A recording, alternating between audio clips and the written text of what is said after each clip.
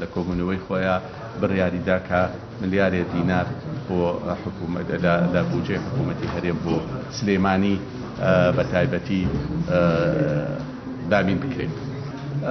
سلێمانی هەولێر و دوهۆک و گەرمیانیش هەر عینەن ڕێژەیە باوە بکە لە بەرەبەچەند دابینیشمان نەکردووە بەس عینەن شتە عینەن شت کێشەیان هەیە و دابینیش نەکراوە وەکو پێم وتی ئەوان ئێستا لەو پرۆسەیان کە مەحەویلەکان بکڕن بچینە سلێمانی تۆجێ دواکەوتر بێت لەو 10 ملیاری کە دابین کراوە ئەجینا یەک مەحەویلە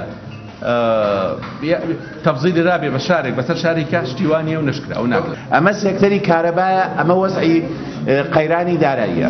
لەم سێکتەرە تۆ مەحەویلە دەسووتێ، ئێمە هەر مەحەویلە سووتانێک بڕی چەند ڕۆژێک 14-15 ڕۆژێکی وێ بچێتەوە وەرشە و بێتەوە وە سپێرپارتمان نەبووە. پرۆسەی تەندەرین لەو بڕی 3 ملیار و 700 کە بەدەستمان کەوتووە ئێستا لە پرۆسەی تەندەرینان بۆ پێداویستەکانی سپێرپارت و مەحەویلە و کۆمەڵێ بابەتی کرا کە بەڕێوەبەری گشتی کارەبا ئاگادارێتی جەناب جێگری وەزیریش ئاگادارێتی. خاڵی ئەخیری ئەو مەحەویلانەی کە ئێمەی کڕین وەکو فریاگوزاریەکە بە هاوکاری لەگەڵ بەڕێوەبەرایەتی گشتی کارەبایە. خاڵێککە کە باسی مەحەویلەکانەکرێت و لە شوێنێک و لە شوێنێککە نییە.